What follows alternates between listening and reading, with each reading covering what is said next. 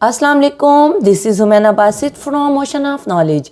तो आज हम कर रहे हैं मैथ 11 की एक्सरसाइज 2.2 का क्वेश्चन नंबर 1 एंड 2। तो क्वेश्चन नंबर 1 है exhibit A union B and A intersection B by Venn diagram in the following cases. Question number 1 के टोटल 5 पार्ट्स दिए हुए हैं। हर पार्ट में हमने वेन डायग्राम को शो करना है ए यूनियन बी और ए इंटरसेक्शन बी के तौर पे। तो पहला जो केस है वो है ए सबसेट है बी का। ए कब सबसेट होता है बी का? तो देखिए, अगर सेट ए में एलिमेंट ए है और सेट बी में एलिमेंट ए और बी है तो हम कहते हैं ए जो है वो सबसेट है बी का। ऐसा ही होता है ना। तो आप देख लें कि इस तरह की सिचुएशन है। तो अब क्या होगा, बी एक बड़ा सेट होगा, बी जिसमें 2 एलिमेंट हैं, बी एक बड़ा सेट होगा और ए एक छोटा सेट होगा। तो जब ए सबसेट है बी सिचुएशन है, तो जब हमने ए यूनियन बी बनाना है, सबसे पहले हमने ये रेक्टेंगल बनाना होता है, ये डब्बा बनाना होता है जिसको हम यू से शो करते हैं। यू यूनिवर्सल सेट है, बड़ा सेट है। तो यूनिवर्सल सेट बना लेते हैं। ये वेन डायग्राम को बनाने का तरीका है। तो जब हम बड़ा डब्बा बना लेते हैं और यहाँ पे यू लिख देते हैं, अब हमने क्या करना है, अब हमने ए और बी को लिखना है जिसको हम सर्कल की शक्ल में लिखते हैं। यहाँ जो केस है वो ये है कि ए जो है वो बी का सबसेट है, ए जो है वो बी का सबसेट है, यानी ए छोटा सेट है और बी बड़ा सेट है। तो बड़ा जब हमने सर्कल लगाया इसको बी कह दिया, छोटा सर्कल लगाया तो इसको ए कह दिया क्योंकि ए छोटा सेट है।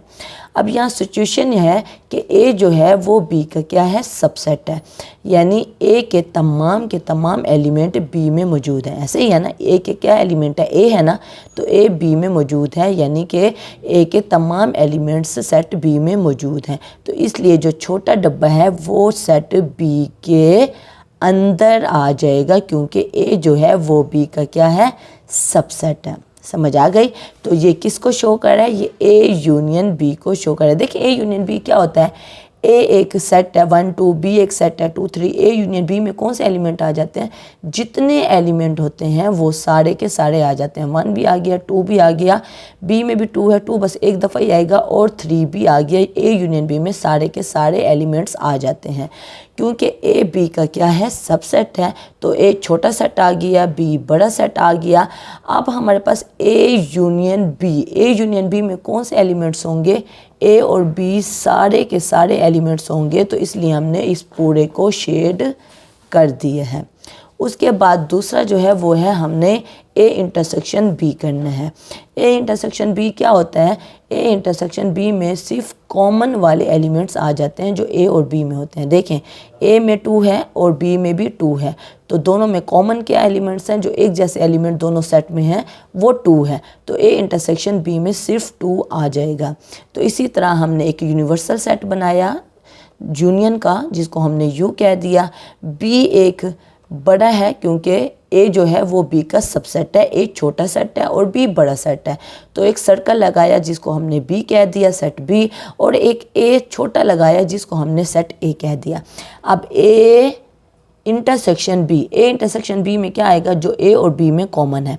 अब देखें, ए जो है, ए के जितने भी एलिमेंट्स हैं, ए के जितने भी एलिमेंट हैं वो बी में मौजूद हैं। ऐसे ही है ना। अब ए और बी में कॉमन क्या आएगा, ए आएगा ना, ए आएगा ना। तो ए जो है वो तो पूरा सेट ए है, ए जो है वो तो पूरा सेट ए है। तो इसलिए हमने सिर्फ सेट ए को शेडेड कर दिया है क्योंकि जब हमने ए इंटरसेक्शन बी लिया तो ए इंटरसेक्शन बी में सिर्फ ए और बी का कॉमन आया। तो ए जो है वो है ही सेट बी के अंदर, तो सिर्फ हमने सेट ए को शेडेड कर दिया क्योंकि सेट ए में जो भी एलिमेंट होगा वही हमारा ए इंटरसेक्शन बी में आएगा। ठीक है। उसके बाद सेकंड क्वेश्चन है वो है बी सबसेट है ए। जैसे यहाँ ए और बी मैंने 2 सेट लिए हैं, यहाँ ए और बी 2 सेट लिए हैं और ए सबसेट है बी का।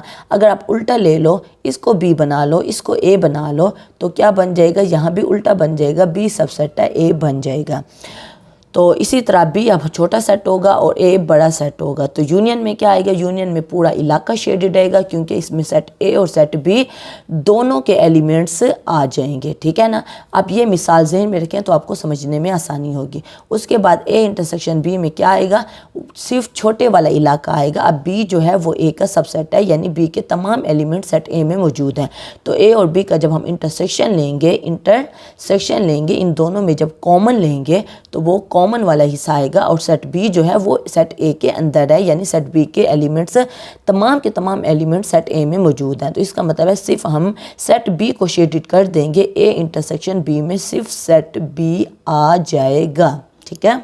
तो थर्ड पार्ट है ए यूनियन ए कम्प्लीमेंट। इसको पढ़ते हैं ए कम्प्लीमेंट। ए कम्प्लीमेंट क्या होता है, ए कम्प्लीमेंट का मतलब होता है यू माइनस ए, यानी कि यूनिवर्सल सेट में से माइनस कर दो ए को, यानी ए के अलावा यू सारा, ठीक है ना। अब ए यूनियन ए कम्प्लीमेंट क्या बनेगा, देखें ए कम्प्लीमेंट क्या बना था, ए के अलावा यू सारा, ए के अलावा यू सारा। तो जब हम यूनियन लेंगे तो यूनियन में दोनों सेट आ जाते हैं ना, ये वाला सेट भी आ जाता है और ये वाला सेट भी आ जाता है। ये क्या है, ए के अलावा यू सारा, और यहाँ क्या है, ए है।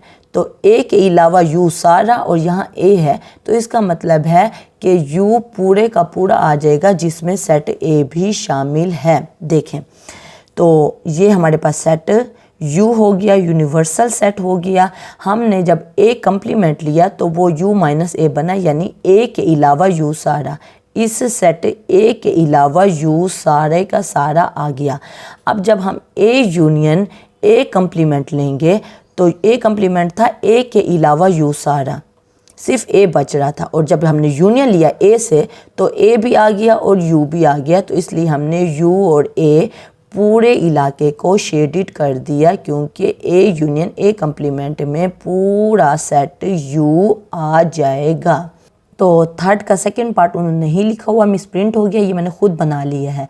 तो हमने क्या बनाना है, ए इंटरसेक्शन ए का कम्प्लीमेंट। देखें सबसे पहले हम यूनिवर्सल सेट बनाएंगे, इस रेक्टेंगल को यू कहेंगे, उसके बाद सेट ए हमने बना लिया। अब देखें मैंने इस मिसाल से बताया ए कम्प्लीमेंट का मतलब है यू माइनस ए, यानी ए के अलावा यू सारा, ए के अलावा यू सारा। और अब ए, तो जब ए का इंटरसेक्शन लेंगे, अब ये क्या है, ए कम्प्लीमेंट का मतलब है यू, ए के अलावा यू सारा, और यहाँ ए है। तो जब ए और ए के अलावा यू सारा में कुछ भी कॉमन नहीं है, क्यों, क्योंकि ये ए है। इंटरसेक्शन का क्या मतलब होता है, कॉमन। अब ये ए है, सेट ए है, और जो इंटरसेक्शन लेना है, कॉमन लेना है किससे, ए के अलावा यू सारा, ए के अलावा यू सारा। तो इसका मतलब है इन दोनों सेट में कुछ भी कॉमन नहीं होगा। तो जब हम ये दूसरी सिचुएशन लेंगे तो ये खाली सेट बनेगा। ए यूनियन ए कम्प्लीमेंट में यू सेट पूरे का पूरा आ जाएगा, जिसमें ए सेट भी शामिल होगा, और ए इंटरसेक्शन ए कम्प्लीमेंट में खाली सेट आ जाएगा, क्योंकि इन दोनों में कुछ भी कॉमन नहीं है। ए से मुराद सेट ए है और ए कम्प्लीमेंट से मुराद इस सेट ए के अलावा यू सारा है। तो देखें सेट ए में और सेट ए के अलावा इस सेट में क्या चीज़ कॉमन है, कुछ भी कॉमन नहीं है, तो यहाँ खाली सेट आ जाएगा।